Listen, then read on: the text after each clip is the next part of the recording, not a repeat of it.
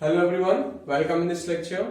Students, आज हम इस लेक्चर में स्टार्ट कर रहे हैं परमाणु भौतिकी, जो बेसिकली प्रीवियस लेक्चर से स्टार्ट हो गई थी। और पीछे जो लेक्चर हुआ था उसमें हमने डिस्कस किया था द्रव्य के बारे में। सबसे पहले महर्षि कणाद ने अपना सिद्धांत प्रतिपादित किया था, फिर डाल्टन की थ्योरी आई, फिर टॉमसन ने अपना मॉडल दिया, फिर रदरफोर्ड ने दिया, फिर हमारा बोहर का मॉडल आया। ये सारी चीजें हमने डिस्कस की थी। हमने अल्फा पार्टिकल, रदरफोर्ड का जो अल्फा पार्टिकल प्रकीर्णन प्रयोग था उसको पढ़ा, और उससे हमने कई सारे चीजों के बारे में जाना, जिससे कि हमें पता लगा कि परमाणु की कोई अपनी एक संरचना है। परमाणु में एक छोटा सा भाग है केंद्र पर, जिसे हम नाभिक कहते हैं, जिसमें लगभग उसका समस्त धनावेश और द्रव्यमान निहित रहता है। परमाणु का अधिकांश भाग खोखला होता है, जिसमें कि इलेक्ट्रॉन हमारे वितरित होते हैं, ऋणावेशित कण इलेक्ट्रॉन वितरित होते हैं। रदरफोर्ड के अनुसार उसी जो रिक्त भाग है उसमें ही इलेक्ट्रॉन क्या करते रहते हैं, नाभिक के चारों परिक्रमा लगाते रहते हैं। तो ये सिद्धांत गलत हो गया था। फिर बोहर ने अपना दिया था। क्यों गलत हो गया था ये शायद आपको पता होगा, क्योंकि जो इलेक्ट्रॉन है वो आवेशित कण है, और आवेशित कण कोई वृत्ताकार गति कर रहा है तो त्वरित हो रहा है, और त्वरित तो आवेशित कण विद्युत चुंबकीय विकिरण उत्सर्जित करता है। यदि वो विद्युत चुंबकीय विकिरण उत्सर्जित कर रहा है तो उसकी त्रिज्या में निरंतर कमी आएगी। अंत में क्या होगा, वो इलेक्ट्रॉन नाभिक के अंदर गिर जाना चाहिए, जिसके कारण से क्या होगा कि जो परमाणु है उसका स्थायित्व ही खत्म हो जाएगा। फिर बोहर आए। बोहर ने कोई तर्क संगति तो प्रस्तुत नहीं की थी, और उन्होंने केवल क्या कहा, जो रदरफोर्ड थे उसी में थोड़ा सा चेंज किया। उन्होंने कहा कि इलेक्ट्रॉन नाभिक के चारों वृत्तीय कक्षाओं में बिना विद्युत ऊर्जा या बिना विद्युत चुंबकीय विकिरण उत्सर्जित किए परिक्रमा करता रहता है। विद्युत चुंबकीय विकिरण उत्सर्जित नहीं करता है, लेकिन क्यों नहीं करता है इसका कोई तर्कसंगत उन्होंने प्रस्तुत नहीं किया था। इसी कारण से यहाँ पर उनकी ये कमियां रही थी कुछ, जिनको आज हम अध्ययन करेंगे। तो सबसे पहले हम पढ़ेंगे यहाँ हाइड्रोजन का परमाणु मॉडल। हाइड्रोजन का परमाणु मॉडल तो डिस्कस करते हैं। हाइड्रोजन का परमाणु मॉडल, ऐसे इसको कहते हैं हाइड्रोजन का रेखीय परमाणु मॉडल। ठीक है, हाइड्रोजन का रेखीय परमाणु मॉडल।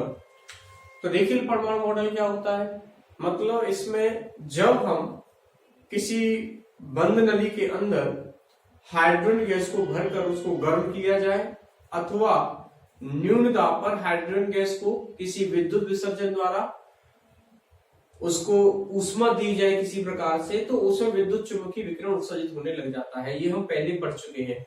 ध्यान दें, जब किसी बंद नली में हाइड्रोजन गैस को भरकर उसको गर्म किया जाए, अथवा न्यून दाब पर हाइड्रोजन गैस को विसर्जन नलिका में भर करके उसको किसी प्रकार से ऊष्मा दी जाती है, तो वह विद्युत चुंबकीय विकिरण उत्सर्जन करने लग जाता है। तो इस विद्युत चुंबकीय विकिरण का अध्ययन यदि स्पेक्ट्रोमीटर की सहायता से किया जाता है, किसकी सहायता से, स्पेक्ट्रोमीटर की सहायता से किया जाता है, तो वहां देखा जाता है कि इस जो विद्युत चुंबकीय विकिरण है इसमें कुछ निश्चित तरंग दैर्ध्य ही उपस्थित थी। कुछ निश्चित तरंग दैर्ध्य ही उपस्थिति, ऐसा नहीं था कि उसमें लगातार सारी तरंग दैर्ध्य पाई जा रही है। जिससे कहा जा रहा था कि बोहर का परमाणु मॉडल ये कहता है कि जैसे इलेक्ट्रॉन नीचे आएगा, मतलब उच्च कक्षा से निम्न कक्षाओं में जब उसका स्थानांतरण होगा तो विद्युत चुंबकीय विकिरण उत्सर्जित करेगा। तो उसमें क्या होगा कि उसमें सारी तरंग दैर्ध्य उपस्थित होनी चाहिए, बोहर के अनुसार सतत होना चाहिए था। लेकिन ये सतत नहीं होता, ये कैसा होता है, रेखीय होता है, जो कभी हम बता रहे हैं यहाँ पे। तो उसको जब भर करके हाइड्रोजन गैस को निम्न दाब पर भर करके किसी विसर्जन नलिका में किसी भी माध्यम से जब ऊष्मा दी जाती है, तो उससे जो विद्युत चुंबकीय विकिरण उत्सर्जित होता है और उसका अध्ययन यदि स्पेक्ट्रोमीटर की सहायता से किया जाता है, तो वह देखा जाता है कि उसमें विद्युत चुंबकीय विकिरण में कुछ निश्चित तरंग दैर्ध्यों की ही तरंगें उपस्थित थी, तथा ये काली पृष्ठभूमि पर हमें यहाँ पर जब हम ये प्रयोग करते हैं तो काली पृष्ठभूमि पर चमकीली रेखाएं प्राप्त होती हैं, मतलब कुछ रेखाएं ही प्राप्त होती हैं। तो इस प्रकार से जब इसका अध्ययन किया जा रहा था तो तब यह देखा गया कि ये जो विद्युत चुंबकीय विकिरण था इसमें 4 रेखाएं ही संभव थी। कितनी? 4। तत्पश्चात उन्होंने वैज्ञानिक बामर तथा रिडबर्ग ने अपने अनुभवों के आधार पर एक सूत्र का प्रतिपादन किया और उन्होंने ज्ञात किया कि इन रेखाओं की तरंगदैर्घ्यों की परास में भी अन्य रेखाएं भी उपस्थित होती हैं, जिनकी तरंगदैर्घ्य इस सूत्र की सहायता से ज्ञात की जा सकती है, जिसे कहा गया था बामर, क्योंकि बामर ने और रिडबर्ग ने दिया था। इस कारण से उस सूत्र को भी बामर का सूत्र या रिडबर्ग के सूत्र के नाम से हम जानते हैं। क्या सूत्र था वो?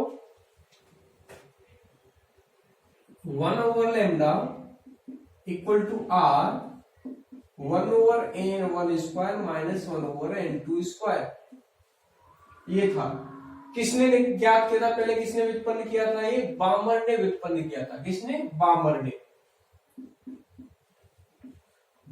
तो व्युत्पन्न किया था और रिडबर्ग ने इसको थोड़ा सा परिवर्तित किया था। तो बामर तथा रिडबर्ग ने ये सूत्र व्युत्पन्न किया था, जिसकी सहायता से क्या चीज ज्ञात की जा सकती है कि जो हमें रेखाएं प्राप्त हो रही थी वहां पे, उन रेखाओं की तरंगदैर्घ्य की परास में भी अन्य रेखाएं उपस्थित होती हैं, अन्य रेखाओं के समूह भी उपस्थित होते हैं। बात समझने की कोशिश करो।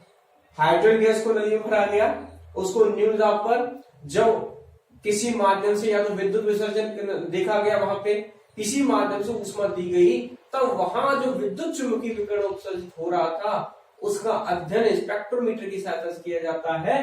तब हमें यह ज्ञात हुआ कि वहां पर जो विद्युत चुंबकीय विकिरण था उसमें कुछ निश्चित तरंगदैर्घ्य ही उपस्थित थी। तो जब वहां ये पता लगा निश्चित तरंगदैर्घ्य, तो वहां चार रेखीय तरंगदैर्घ्य पाई गई थी, 4 रेखाएं प्राप्त हो रही थी, जिनकी तरंगदैर्घ्य हमें ज्ञात की गई थी। अब बामर तथा रिडबर्ग ने बाद में शोध किया और उस शोध के द्वारा उन्हें प्राप्त हुआ कि इन जो 4 रेखाएं प्राप्त हो रही हैं, जिनकी 4 तरंगदैर्घ्य की बात कर रहे हो आप, उसी परास में 4 रेखाएं जिनकी तरंगदैर्घ्य परास ये है, उसी परास में अन्य रेखाओं के समूह भी उपस्थित होते हैं। बात स्पष्ट? 2 चीजें हैं अलग अलग। पहले तो ये पता लगा स्पेक्ट्रोमीटर की सहायता से अध्ययन किया गया कि इसमें 4 रेखाएं उपस्थित होती है, 4 रेखाएं उपस्थित होती है विद्युत चुंबकीय विकिरण में। जो हाइड्रोजन गैस भरी गई थी नदी में, उसके विद्युत चुंबकीय विकिरण का अध्ययन करने पर यह ज्ञात हुआ। बाद में बामर तथा रिडबर्ग ने अपने अनुभव के आधार पर एक सूत्र का प्रतिपादन किया और उन्होंने ज्ञात किया कि इन रेखाओं में, ये जो 4 रेखाएं हैं, इन्हीं की परास में अन्य रेखाओं के समूह भी उपस्थित होते हैं, जिनकी तरंगदैर्घ्य हम इस सूत्र की सहायता से ज्ञात कर सकते हैं। सबसे पहले बामर ने और रिडबर्ग ने दिया था, तो इसलिए सबसे पहले खोज हुई बामर श्रेणी की। किसकी? बामर श्रेणी।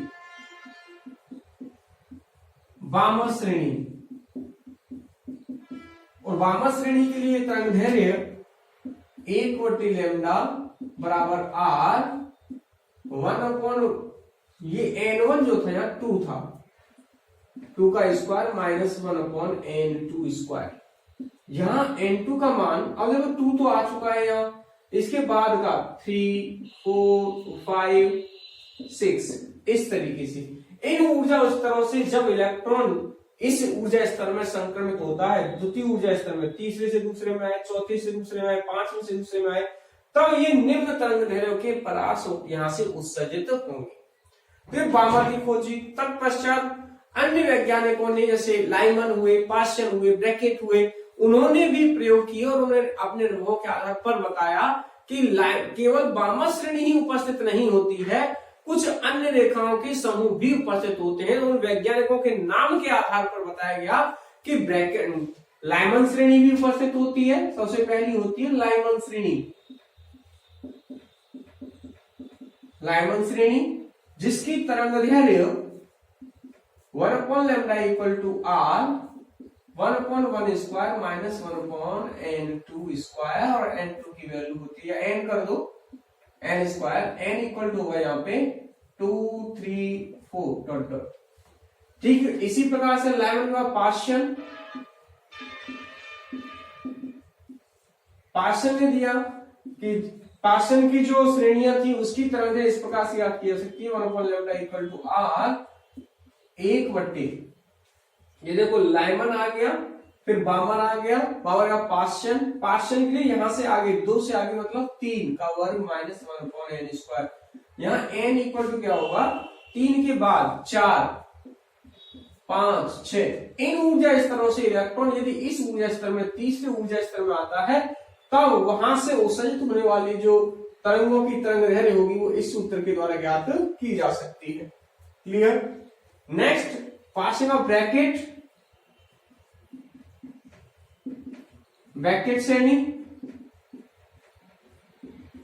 इस ब्रैकेट श्रेणी की जो तरंगदैर्घ्य है वो होती है 1/λ इक्वल टू r, इसके बाद जस्ट 4 का वर्ग माइनस 1/n²। अब कहां से, पांचवें ऊर्जा स्तर से, 4 तो आ चुका, 5 6 7 इन ऊर्जा स्तरों से क्रमशः यदि इस ऊर्जा स्तर में इलेक्ट्रॉन आता है, संक्रमित होता है, तो वहां से उत्सर्जित होने वाले इलेक्ट्रॉन की तरंगदैर्घ्य इस सूत्र के द्वारा दी जा सकती है।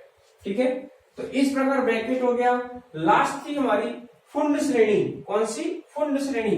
फुंड वैज्ञानिक थे, उन्होंने इसका प्रतिपादन किया था। तो फुंड श्रेणी की तरंगदैर्घ्य होती है 1/λ बराबर r 1/5² माइनस 1/n², जहां n इक्वल टू होगा 6 7 8 इस तरीके से। यदि इसका अर्थ क्या है कि छठे ऊर्जा स्तर से इलेक्ट्रॉन आ रहा है पांचवें ऊर्जा स्तर में, 7वें से आएगा पांचवें में, 8वें से आएगा, तो एक ये श्रेणी है। मतलब इसकी तरंगदैर्घ्य जब यदि इलेक्ट्रॉन छठे ऊर्जा स्तर से पांचवें में आ रहा हो, मतलब पांचवें में आना है, कहीं से लौट करके आए, 7वें से आए, 8वें से आए, छठे से आए, लेकिन 5वें से नीचे वाले में नहीं। ऐसा नहीं कि चौथे में चला जाए, चौथे के लिए तो श्रेणी अलग बन जाएगी। वो कौन सी है, ब्रैकेट श्रेणी। और ब्रैकेट श्रेणी का सूत्र है ये वाला तरंगदैर्घ्य ज्ञात करने के लिए। इसमें क्या है कि इसमें चौथे ऊर्जा स्तर में आना चाहिए इलेक्ट्रॉन जंप करके, चाहे तो 5वें से आए, चाहे छठे से, चाहे 10वें से, चाहे 50वें, चाहे अनंत से आए, तो वो ब्रैकेट श्रेणी की तरंगदैर्घ्य होगी, ब्रैकेट श्रेणी होगी।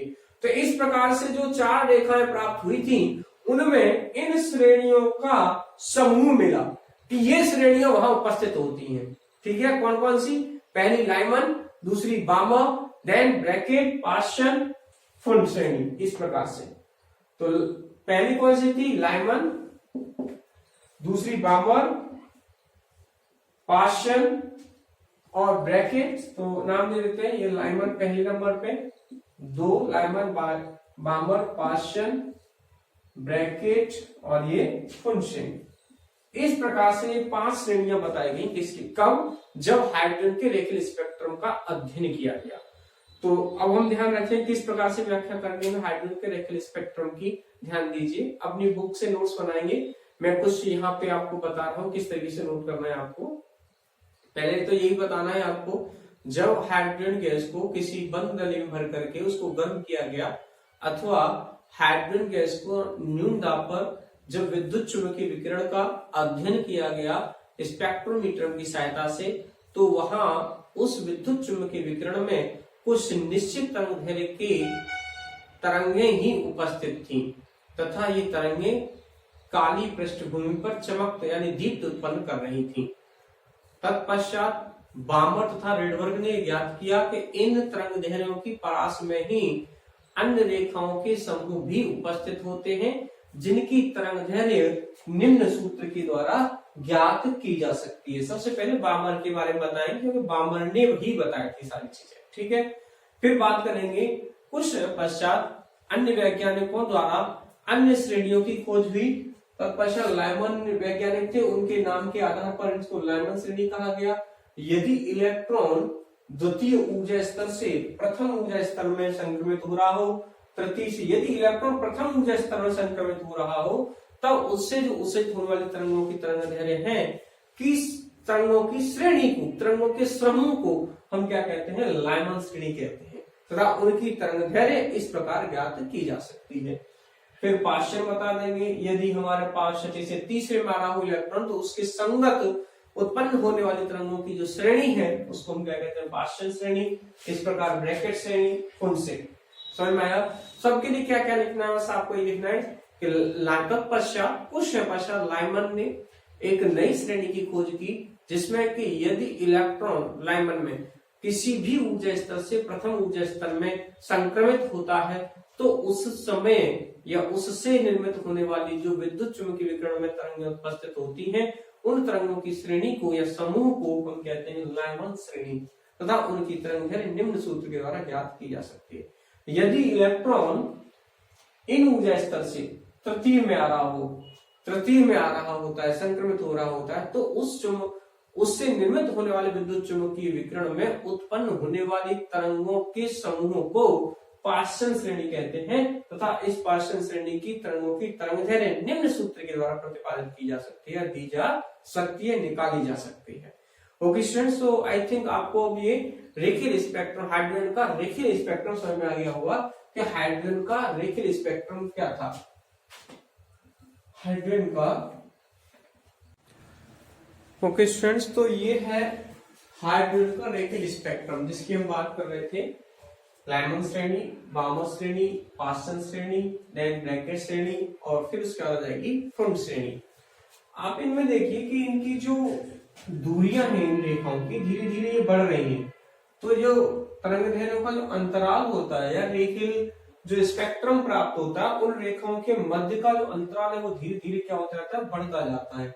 कब बढ़ता है ये, कि जब उच्च ऊर्जा स्तरों से वो निम्न ऊर्जा स्तरों में आ रहे हो। उच्च ऊर्जा स्तर से छठे से आया पांचवें में आ रहा हो या सातवें से पांचवें में आ रहा हो, तब जो रेखाएं मिल रही थी, रेखाओं के समूह मिल रहे थे, उन रेखाओं के समूह के मध्य जो अंतराल यहाँ देख रहे हो आप, उनमें क्या हो जाती है, वृद्धि हो जाती है। तो अभी हमने बात की हाइड्रोजन के रेखीय स्पेक्ट्रम के बारे में, हाइड्रोजन का रेखीय स्पेक्ट्रम। तो इसके बारे में सबसे पहले से मैंने भी बताया था, किसने बताया था, बोहर ने व्याख्या की थी हाइड्रोजन के रेखीय स्पेक्ट्रम। हमने क्या क्या सीखा, हाइड्रोजन का रेखीय स्पेक्ट्रम में क्या क्या नोट करना है।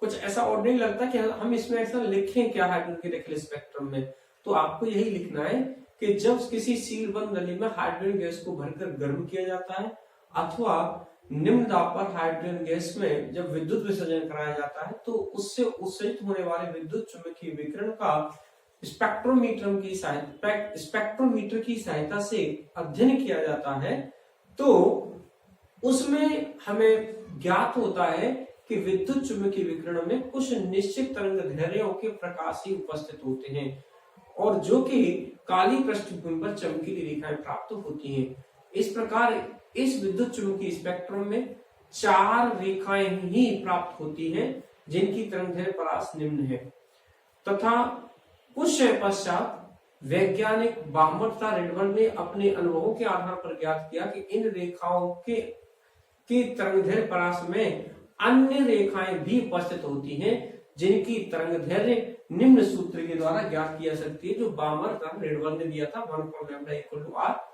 ब्रैकेट में 1/2 का स्क्वायर माइनस 1/n स्क्वायर, जहां n था 3, 4, 5 से लेकर के वहां आ रहा था। ठीक है, तो इस प्रकार से पहले बामर ने दिया, फिर लाइमन की खोज हुई, फिर ब्रैकेट, फुंड, पार्शन, इस प्रकार से सारी श्रेणियों की खोज होती गई। अब हम बात करेंगे किस प्रकार से बोहर ने हाइड्रोजन के रेखीय स्पेक्ट्रम की सफलतापूर्वक व्याख्या की है। मतलब क्या था कि कोई भी ऐसा वैज्ञानिक नहीं था कि जो इस बामर के सूत्र का प्रतिपादन कर सके, या रेडबर्न का सूत्र 1/λ = 1/n1 square minus 1/n2 square, इस सूत्र का प्रतिपादन कोई भी नहीं कर पाया था। तो बामर का जो तृतीय विग्रहित था उसके आधार पर हाइड्रोजन के रेखीय स्पेक्ट्रम की सफलतापूर्वक व्याख्या की गई। देखते हैं हाइड्रोजन के रेखीय स्पेक्ट्रम की व्याख्या बोहर के सिद्धांत के आधार पर।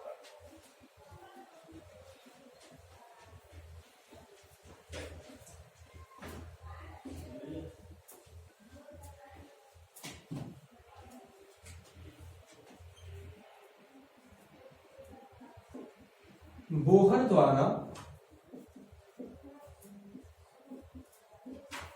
हाइड्रोजन के रेखीय स्पेक्ट्रम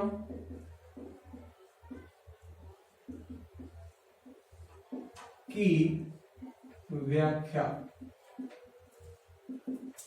बोहर द्वारा हाइड्रोजन के रेखीय स्पेक्ट्रम की व्याख्या। तो बोहर ने क्या कहा था, बोहर के अनुसार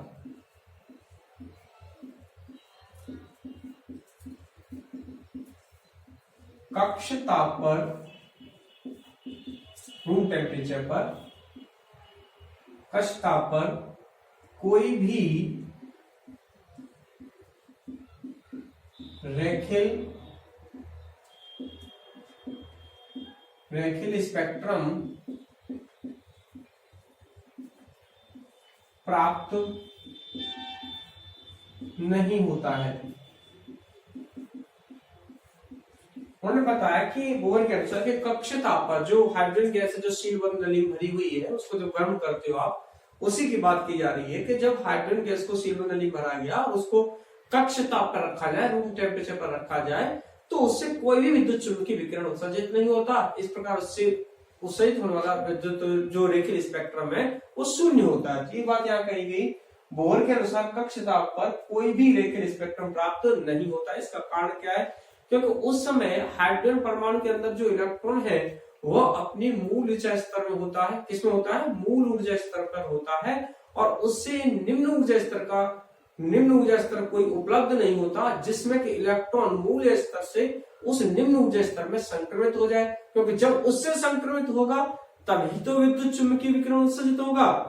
तो इस केस में क्या होता है? हाइड्रोजन परमाणु जो इलेक्ट्रॉन है वो अपने मूल ऊर्जा स्तर में होता है, और उससे कम ऊर्जा का या उससे निम्न ऊर्जा का ऊर्जा स्तर उपलब्ध नहीं होता जिसमें कि इलेक्ट्रॉन उत्सर्जित होकर के जा सके या संक्रमित हो सके। इस कारण से कक्ष ताप पर कोई भी स्पेक्ट्रम प्राप्त नहीं होता, क्योंकि कक्ष ताप पर हाइड्रोजन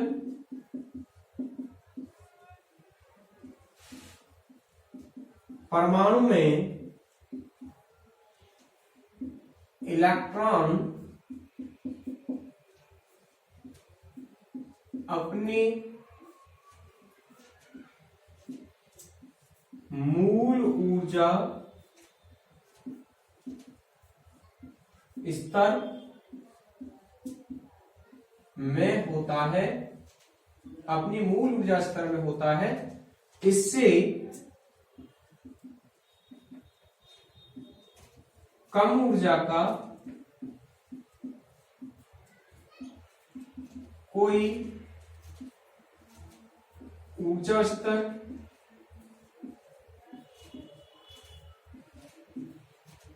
उपलब्ध नहीं होता, जिसमें इलेक्ट्रॉन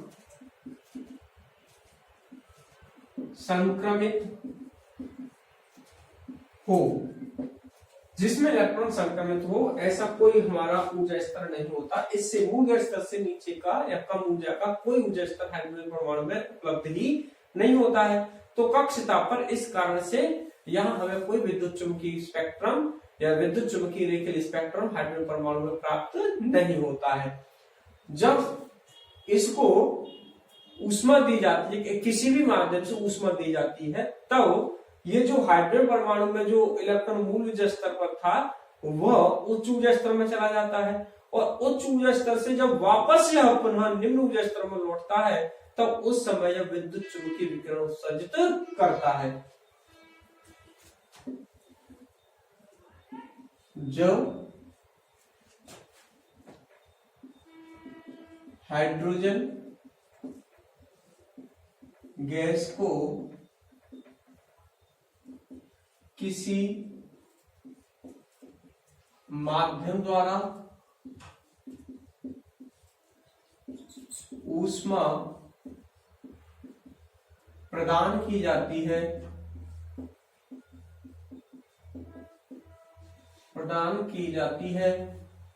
जब हाइड्रोजन गैस को किसी माध्यम द्वारा ऊष्मा प्रदान की जाती है तो हाइड्रोजन परमाणु का जो इलेक्ट्रॉन मूल स्तर में है वह कहां चला जाता है? उच्च ऊर्जा स्तरों में संक्रमित हो जाता है। तो हाइड्रोजन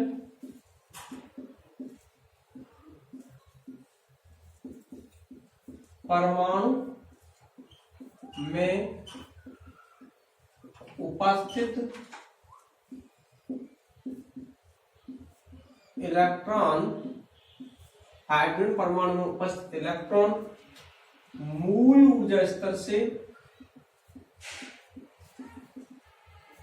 उच्च ऊर्जा स्तरों में संक्रमित हो जाता है, उच्च ऊर्जा स्तर में संक्रमित हो जाता है तथा कुछ समय पश्चात, बहुत अल्प समय के लिए जाता है ये, फिर पुनः लौट आता है। तब कुछ समय पश्चात जब यह इलेक्ट्रॉन उच्च ऊर्जा स्तरों से निम्न ऊर्जा स्तरों में, या निम्न ऊर्जा स्तर से उच्च ऊर्जा स्तर से निम्न ऊर्जा स्तर में वापस लौटता है, तो यह वैद्युत चुंबकीय विकिरण उत्सर्जित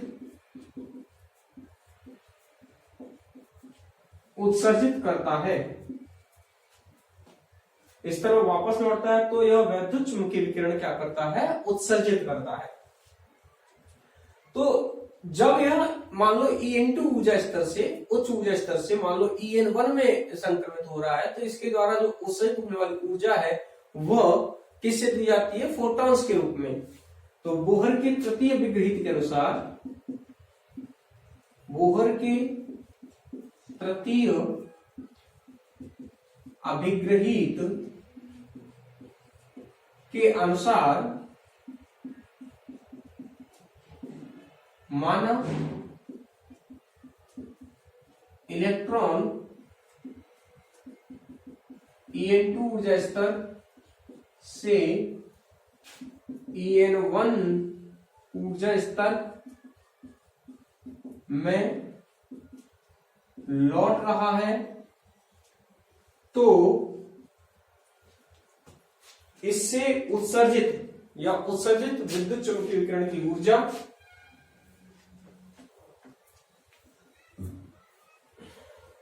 तो विकिरण द्वारा उत्सर्जित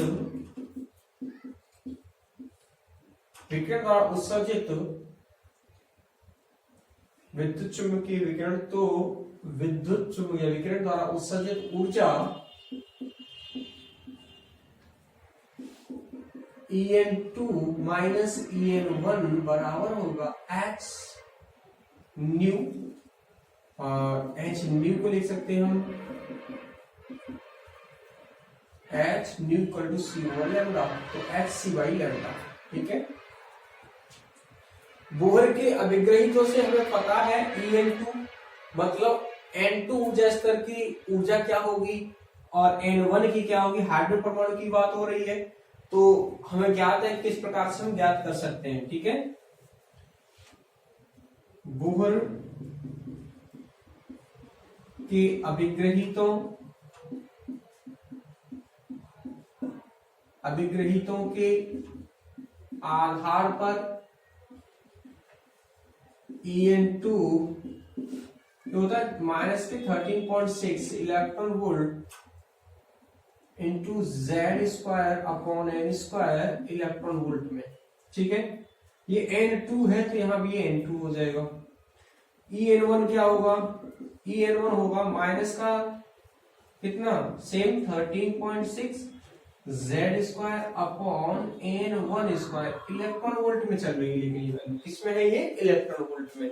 अब हमें क्या ज्ञात करना था, हमें समीकरण 1 में En2 और En1 के मान रख देने हैं, तो हमारे पास वही सूत्र आ जाएगा जो सूत्र के आपने वामन तथा ऋणवर्ग की सहायता से देखा था। 1/λ इक्वल टू आर ब्रैकेट में 1/n1 स्क्वायर माइनस 1/n2, और वामन के लिए हो गया था वो, सॉरी लाइमन श्रेणी के लिए तो 1 हो जाता है और उसके लिए 2 हो जाता है। देखते हैं आगे, En2 ओवर En1 के मान समीकरण 1 में रखने पर, रख दो।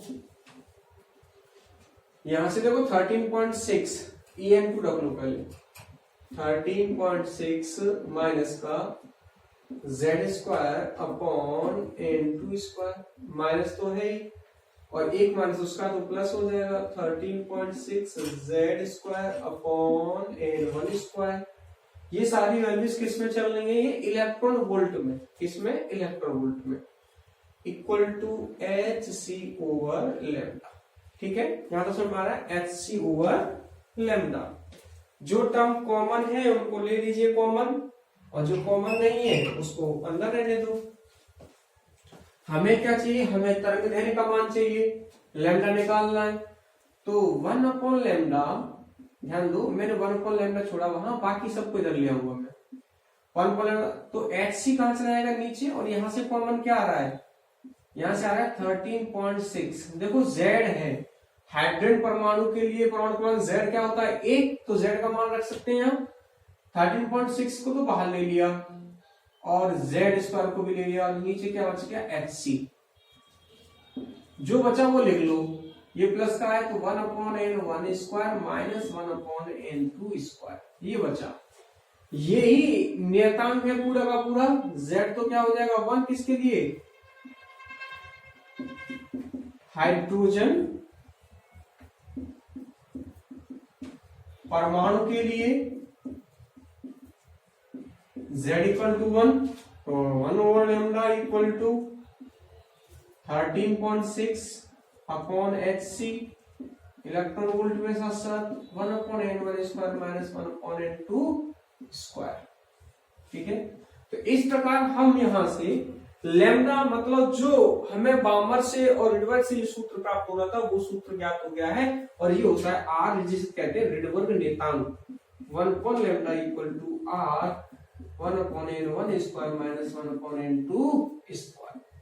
इस प्रकार बोहर ने हाइड्रोजन परमाणु के रेखीय स्पेक्ट्रम की सफलतापूर्वक व्याख्या की। अब इस सूत्र के आधार पर हम जितनी भी श्रेणियां थीं उन सभी श्रेणियों की तरंगदैर्घ्य को ज्ञात कर सकते हैं। जैसे लाइमन की ज्ञात करनी हो, बामर की ज्ञात करनी हो, पाश्चन की ज्ञात करनी हो, किसी की भी ज्ञात।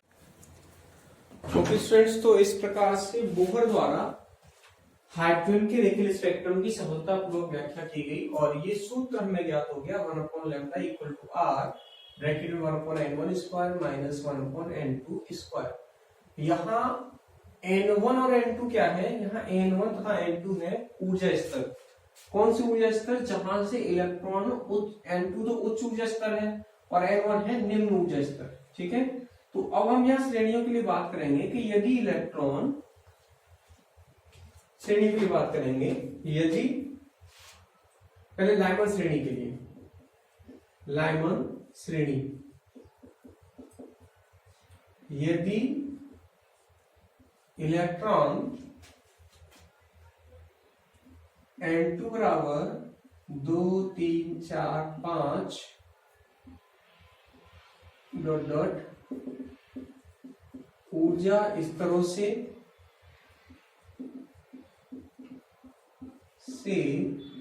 n1 बराबर 1 ऊर्जा स्तर में संक्रमित होता है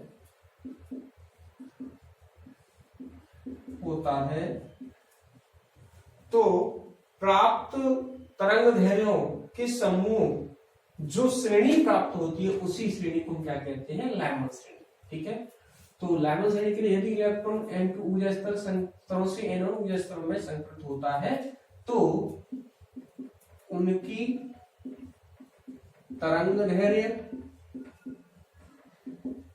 क्या होगी, 1/λ बराबर, यहां से r जो का जो नियतांक ऋणवर्ग नियतांक है जिसका मान हम बुक से नोट कर लेंगे, n1 कितना है 1 माइनस 1 का 1 स्क्वायर 1/n2 n2 की वैल्यू यहाँ पर रहेंगी ये 2 3 4 5, ठीक है। इस प्रकार से यदि इलेक्ट्रॉन तीसरी से दूसरी में आ रहा हो 3 4 5 से ऊर्जा इस तरह से n1 बराबर 2 ऊर्जा स्तर में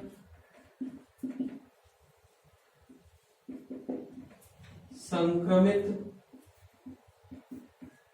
हो रहा हो तो प्राप्त श्रेणी कौन सी? बामर की तरंगदैर्घ्य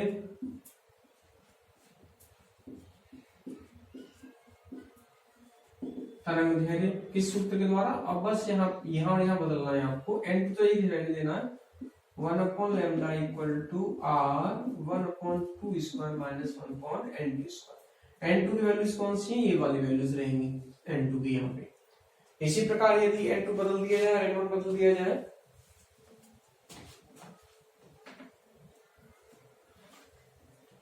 कौन सी हो गई? बामर हो गई, लाइमन, बामर, पाश्चन के लिए n2 बराबर किससे? 4, n2 3 तक आ गया था, 4 5 6 से n1 बराबर किसमें? 3 में यदि इलेक्ट्रॉन संक्रमित होता है तो तरंगदैर्घ्य का सूत्र क्या होगा? 1/λ equal to r 1/n1 3 square minus 1/n2 square. n2 की वैल्यू ये होंगी सारी की सारी, ये कोई सी एक रख दो पहले, फिर दूसरी रख दो, फिर उसके संगत तरंगदैर्घ्य निकलती चली जाएंगी। मान लो इलेक्ट्रॉन चौथी से तीसरी में आता है तो एक तरंगदैर्घ्य मिल जाएगी, पांचवी से तीसरी में आता है तो एक तरंगदैर्घ्य मिल जाएगी, छठी से तीसरी में आ रहा है तो एक तरंगदैर्घ्य ज्ञात हो जाएगी। तो ये जो तरंगदैर्घ्यों का जो समूह है वो बनेगी एक श्रेणी तरंगों की, और उसी श्रेणी को क्या कहते हैं? पाश्चन श्रेणी, ब्रैकेट श्रेणी, ब्रैकेट श्रेणी। इसमें n2 बराबर हो जाएगा आपका 5 6 7। इससे यदि वो आ जाए कहां पे? 4 के लिए, तो इसके संगत तरंगदैर्घ्य क्या होगी? 1/λ इक्वल टू r 1/4 का स्क्वायर माइनस 1/n2 स्क्वायर। इस प्रकार से याद कर लेंगे। पूर्ण श्रेणी के लिए एक बार बढ़ जाएगा, पूर्ण श्रेणी के लिए तरंगदैर्घ्य क्या आ जाएगी?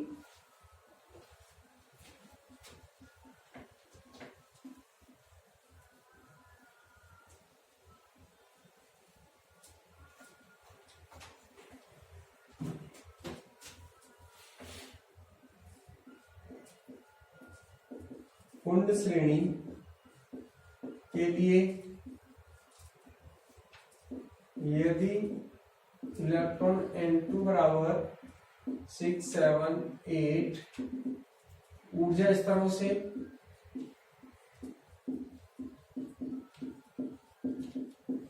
n1 बराबर 5 में संक्रमित होता है तो उनके संगत तरंगदैर्घ्य 1/λ बराबर r 1/5 का square minus 1/n2 square. n2 का मान यहां से ये तरंगदैर्घ्य ज्ञात की जा सकती है इस प्रकार से। तो ये बामर के द्वारा बोहर द्वारा हाइड्रोजन के रेखीय स्पेक्ट्रम की संपूर्णतः व्याख्या की गई। इस आधार पर हम सभी तरंगों की तरंगदैर्घ्य ज्ञात कर सकते हैं।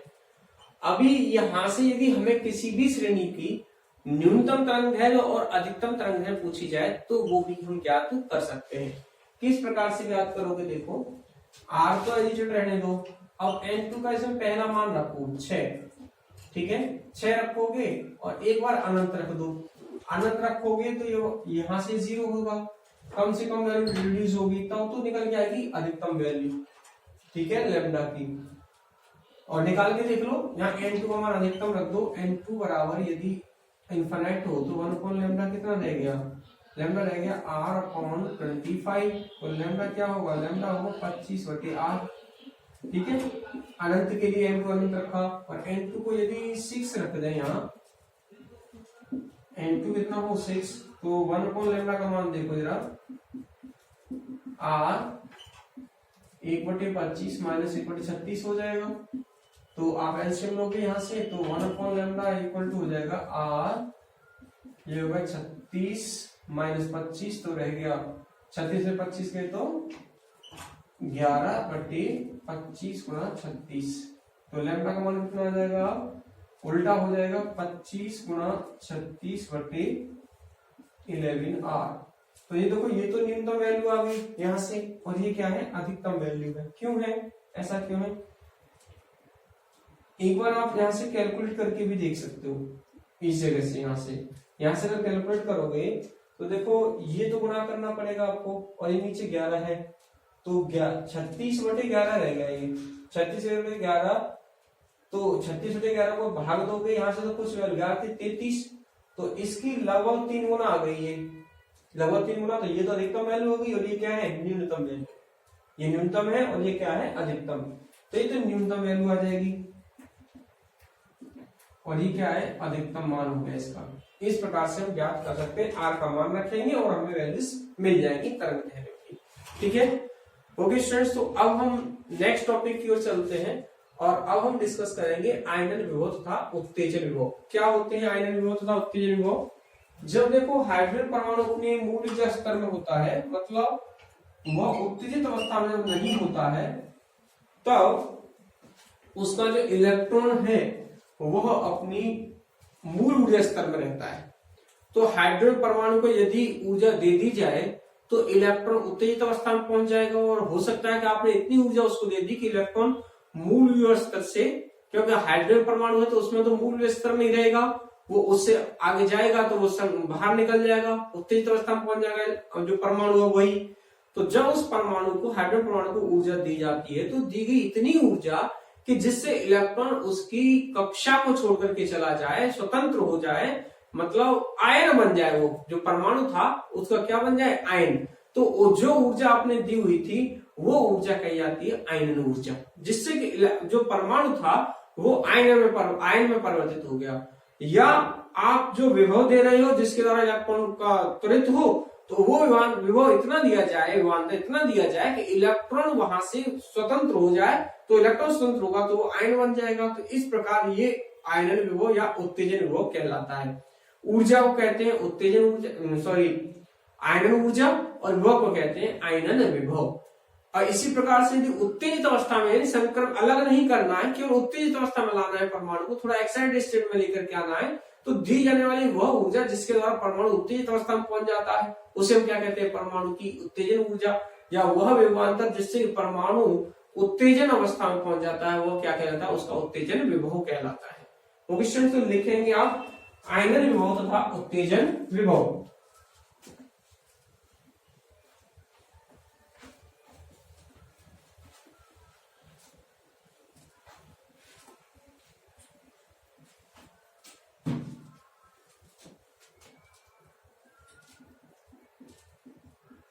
आयनन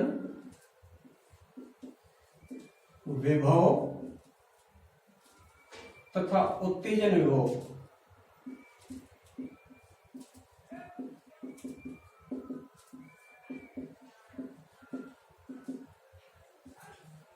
बुक से नोट कर लेंगे परिभाषा, आप सुन लीजिए। किसी परमाणु को दिए जाने वाली वह ऊर्जा जिससे परमाणु की मूल ऊर्जा स्तर में उपस्थित इलेक्ट्रॉन वह सदैव इलेक्ट्रॉन वहां से स्वतंत्र हो जाए। तो इस प्रकार परमाणु जब आयन में परिवर्तित हो जाता है जिस ऊर्जा के द्वारा, वह ऊर्जा कहलाती है आयनन ऊर्जा।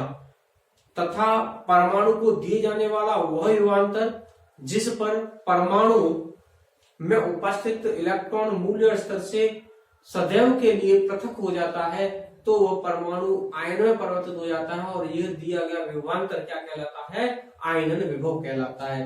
इसी प्रकार यदि परमाणु को दिए जाने वाला विभव थोड़ा कम हो, यानी वो इलेक्ट्रॉन को छोड़े नहीं, इलेक्ट्रॉन परमाणु को छोड़े नहीं, स्वतंत्र ना हो इलेक्ट्रॉन परमाणु से, तो इतना विभव दिया जाए कि वो उससे उत्तेजित अवस्था में पहुंच जाए, मतलब वो मूल स्तर से थोड़ा सा आगे बढ़े, संक्रमित तो हो, उत्तेजन अवस्था में जरा सी और ऊर्जा मिली वो वहां से बाहर चला जाएगा, ठीक है। उत्तेजित मतलब आप समझते, उत्तेजित अवस्था किसी को क्रोध आ जाना, ठीक वैसे ही वो एक्साइटेड स्टेट में तो पहुंच जाए, लेकिन वो परमाणु को छोड़ करके बाहर न जाए, तब तक वो विभव उसको क्या कहलाता है, उत्तेजन विभव। किसी परमाणु को दिए जाने वाला वह विभव जिस पर परमाणु अपनी उत्तेजन अवस्था में पहुंच जाता है क्या कहलाता है, उत्तेजन विभव। कभी कभी परिभाषा दोनों पूछी जाती है, आयन विभव की भी और उत्तेजन विभव की। तो आयन विभव क्या है, किसी परमाणु पर आरोपित किए जाने वाला वह विभव जिससे कि परमाणु में उपस्थित इलेक्ट्रॉन परमाणु कक्षा को त्याग कर स्वतंत्र हो जाता है, अर्थात परमाणु आयन में परिवर्तित हो जाता है, वह विभवांतर क्या कहलाता है, आयनन विभव कहलाता है। और जो ऊर्जा है उसको आयनन ऊर्जा कहते हैं। और उत्तेजन के लिए कि केवल उत्तेजन अवस्था में पहुंचना चाहिए, मतलब आरोपित तो वह विभवांतर जिससे कि परमाणु केवल उत्तेजन अवस्था में पहुंच जाए, इसमें उत्तेजन अवस्था में पहुंच जाता है, क्या कहलाता है, उत्तेजन विभव कहलाता है। ठीक है स्टूडेंट्स, तो अब हम कुछ न्यूमेरिकल प्रॉब्लम्स को डिस्कस करेंगे। हमने ऑलमोस्ट सारे टॉपिक्स को डिस्कस कर लिया है, चैप्टर में यहीं तक था आपका। हाँ, एक टॉपिक और बचा है आपका, बोहर मॉडल की कमियां। बोहर मॉडल की कमियां क्या क्या थी, तो बोहर मॉडल की कमियों के बारे में अगर हम बात करें तो पहली चीज तो यह है कि जो बोहर का हाइड्रोजन परमाणु था उसके सदृश आयनों के लिए ही था। बोहर मॉडल केवल हाइड्रोजन परमाणु तो था, उसके सदृश आयनों के लिए ही वैध है, या अन्य किसी पर लागू नहीं होता। जैसे हम बोरोन, कार्बन, नाइट्रोजन या और किसी की बात करें तो उसके परमाणु की संरचना के बारे में ये कोई इंफॉर्मेशन हमें नहीं देता है बोहर का परमाणु मॉडल। तो बोहर परमाणु मॉडल की सबसे बड़ी कमी ये थी, बोहर परमाणु मॉडल की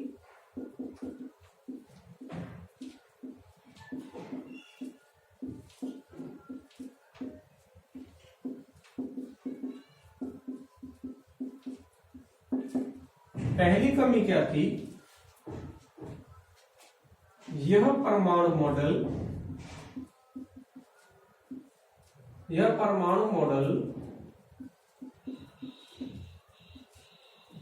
हाइड्रोजन परमाणु तथा इसके सदृश आयनों के लिए ही वैध था। ये इसके लिए ही वैध था, मतलब जिन परमाणु केवल एक इलेक्ट्रॉन पाया जाता वो उसके लिए ही वैध था बोहर का मॉडल, और किसी के लिए अप्लाई नहीं किया सकता था। दूसरी कमी कि बोहर ने जो इलेक्ट्रॉन वृत्ताकार कक्षा में परिक्रमा कर रहा है वह विद्युत चुंबकीय विकिरण उत्सर्जित नहीं करता, इसके लिए कोई तर्क संगत प्रस्तुति नहीं दी। बोहर द्वारा वृत्ताकार कक्षा में परिक्रमण करने वाले इलेक्ट्रॉन द्वारा विद्युत चुंबकीय विकिरण उत्सर्जित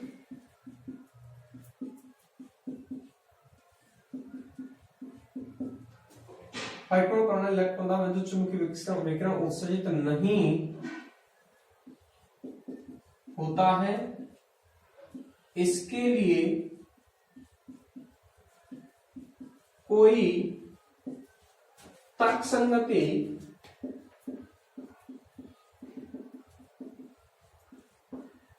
प्रस्तुत नहीं की। दो चीज समझ में आई कि वृत्ताकार कक्षा में इलेक्ट्रॉन हमारा परिक्रमण कर रहा है और वो परिक्रमण करता हुआ इलेक्ट्रॉन विद्युत चुंबकीय उत्सर्जन नहीं करता, इसके लिए कोई तर्कसंगति उन्होंने नहीं दी थी। तीसरा, बोहर ने वृत्ताकार कक्षाओं के बारे में बताया, जबकि दीर्घ वृत्ताकार कक्षाएं उपस्थित होती हैं। मतलब बोहर ने बताया कि वृत्ताकार कक्षाओं में परिक्रमण करता है, जब दीर्घ वृत्ताकार कक्षाओं में इलेक्ट्रॉन परिक्रमण करते हैं वास्तव में। नेक्स्ट, बोहर का जो मॉडल है वो जो विद्युत चुंबकीय स्पेक्ट्रम मिल रहा था उसकी तीव्रताओं के बारे में कोई व्याख्या नहीं करता है। बोहर द्वारा रेखीय स्पेक्ट्रम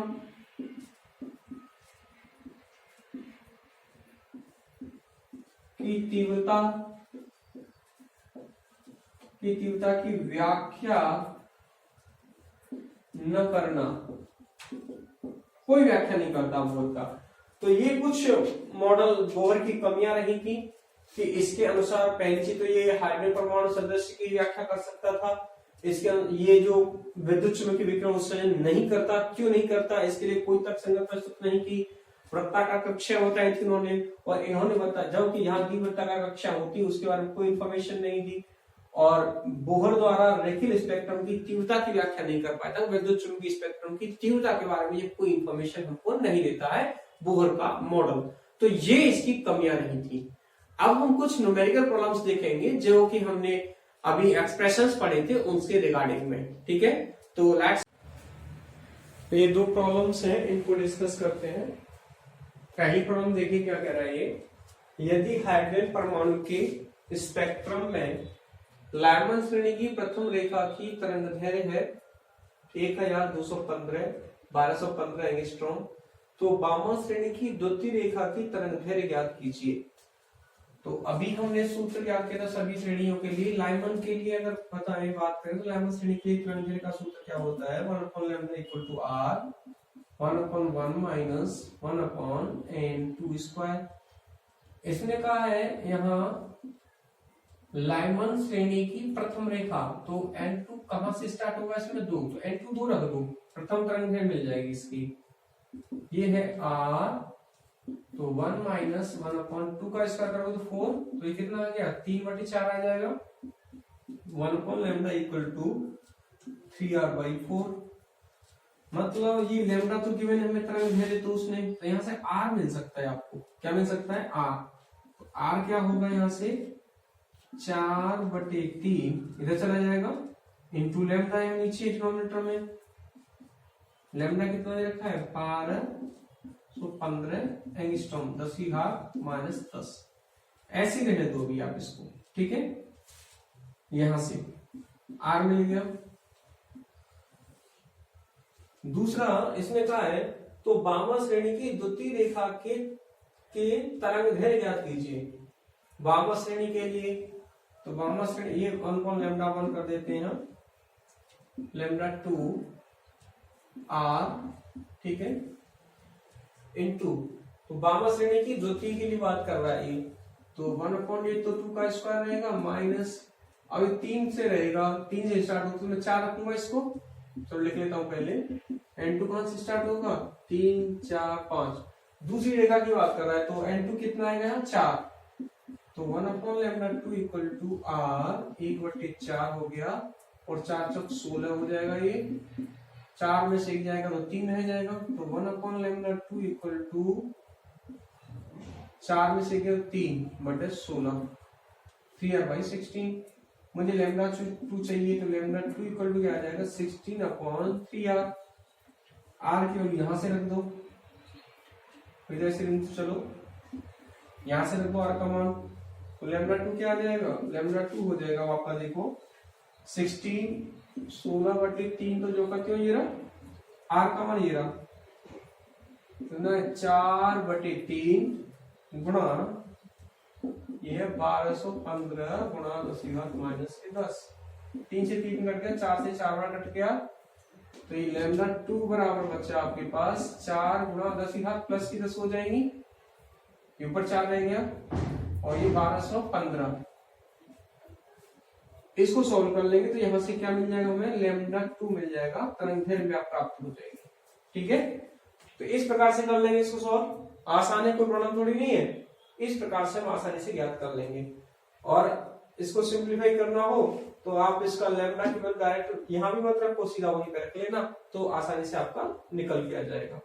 ओके स्टूडेंट्स, तो अब उस न्यूमेरिकल प्रॉब्लम को देखो। इसमें इतनी कैलकुलेशन देखो, कैलकुलेशन बचा जा सकता है या कहीं? यहां से आपको लैम्डा 1 दिया हुआ था, तरंग है आपको लैम्डा 1 है इतनी, तो वामन श्रेणी के लिए पूछा था, तो वही पैटर्न लगाना पड़ेगा। ठीक है, उसी से करना पड़ेगा सॉल्व। थर्ड सीरीज प्रॉब्लम, इसको देखिए। हाइड्रोजन परमाणु में यदि प्रारंभ में इलेक्ट्रॉन मुख्य क्वांटम संख्या 3 के ऊर्जा स्तर में उत्तेजित है, मुख्य क्वांटम संख्या के 3 में, ठीक है, तो देखो परमाणु में इलेक्ट्रॉन किसी भी कक्षा में हो, मुख्य कक्षा को डिफाइन करती है ये, ठीक है, तो 3 में बता रहा है, ये कक्षा में बता रहा है 3 में, तीसरी कक्षा में है ये। अब वहां स्तर में उत्तेजित में है ये, क्वांटम संख्या 3 के ऊर्जा स्तर में, क्वांटम संख्या 3 के ऊर्जा स्तर में, तो कहीं पर भी इलेक्ट्रॉन हो, पहले ध्यान दीजिए, किसी भी कक्षा में मुख्य क्वांटम संख्या के लिए चाहे 3, 2, 4, 5 कुछ भी हो, उसमें ऊर्जा स्तरों की संख्या क्या होती है, ऊर्जा स्तर होते हैं n, कितने n, लास्ट है ये, इसके बाद n-1, इसके बाद n-2, इसके बाद n-3, ऐसे के चलते जाएंगे, और ये लास्ट में 3 प्लस का 2 प्लस का 1, इस प्रकार से पहली बार में पहुंच जाएंगे, मूल जो है हमारे उससे पहुंच जाएंगे। मूल ऊर्जा स्तर, ये क्या है, मूल ऊर्जा स्तर, ये ऊर्जा स्तर है, n ऊर्जा स्तर है, ये उससे एक ही कक्षा के बता रहा हूं, एक कक्षा के अंदर कितने ऊर्जा स्तर है, एक ये रहा, एक ये रहा, एक ये है, मतलब इन सबको हमें अगर योग ज्ञात करें, कुल ऊर्जा स्तर की संख्या क्या है, संक्रमणों की संख्या भी तो वही होगी। जैसे ये बता रहा है कि कितनी तरंगें धैर्य प्रेक्षित होंगी, तो तरंग धैर्य प्रेक्षित कौन सी होंगी, कि जब एक इलेक्ट्रॉन दूसरी से जाएगा, दूसरे में तीसरी में जाएगा, तीसरी चौथी में जाएगा, तो इतनी ही तो तरंग धैर्य मिलेंगी। पहली हो गया तो वहां विद्युत चुंबकीय विकिरण उत्सर्जन हुआ होगा, एक तरंग धैर्य वहां से मिल गई, फिर दूसरी में गया, फिर वहां से दूसरी मिल गई, तीसरी में गया। तो मैं ये कहना चाह रहा हूं कि कुल जो ऊर्जा स्तर थे n थे, n से n-1 में जाएगा पहले, फिर n-1 से n-2 में जाएगा, फिर n-2 से n-3 में जाएगा, तो उससे जैसे मान लो तीसरी ऊर्जा स्तर में ही होता, ठीक है, किसी मुख्य क्वांटम संख्या की तीसरी ऊर्जा स्तर में होता, तो इसके द्वारा 2 तरंग दैर्घ्य प्रेक्षित होते, कौन सी, तीसरी में से दूसरी में जाता और दूसरी में से पहली ऊर्जा स्तर में चला जाता है, तो 2 हो गए। लेकिन ये अगर एनवी में है, इसमें तो क्या कहा है, मुख्य क्वांटम संख्या 3 के ऊर्जा स्तर में उत्तेजित अवस्था में कोई ऊर्जा स्तर नहीं होता है, तो अर्थात वो एनवी ऊर्जा स्तर में होगा। कहां पे होगा, एनवी में, तो वहां से फिर n-1 में आएगा, फिर n-2 में आएगा, फिर n-3 में आएगा, और होता हुआ लास्ट में पहुंच जाएगा पहले मूल ऊर्जा स्तर में। तो कुल प्रेक्षित होने वाले जो तरंग दैर्घ्य है वो मान ली हमने कितनी है, n, माना कुल प्रेक्षित होने वाली तरंग दैर्घ्य कैपिटल N है, तो कितनी हो जाएगी वो, n बराबर हो जाएगा n plus n-1 plus n-2 plus n-3 plus dot dot up to होता हुआ कहां तक पहुंच जाएगा, ये 1 तक पहुंच जाएगा। इन सबका योग ज्ञात करना है, ये है n, इतने हमें तरंग दैर्घ्य प्रेक्षित होंगी। इसका सूत्र आप ज्ञात कर लीजिए कि इसका क्या निकल के आएगा। तो देखो n तो आप ऐसा करो, सबसे कॉमन ले लो, ठीक है, n कॉमन ले लोगे तो 1 प्लस 1 प्लस 1 प्लस 1 वहां सबसे बाहर आएगा, ठीक है, तो ये सूत्र था हमारे पास, इस प्रकार से योग का सूत्र है, इससे हम ज्ञात कर लेंगे। ओके स्टूडेंट्स, तो अभी हमने ज्ञात कर लिया कि कुल कितनी तरंग दैर्घ्य प्रेक्षित होंगी।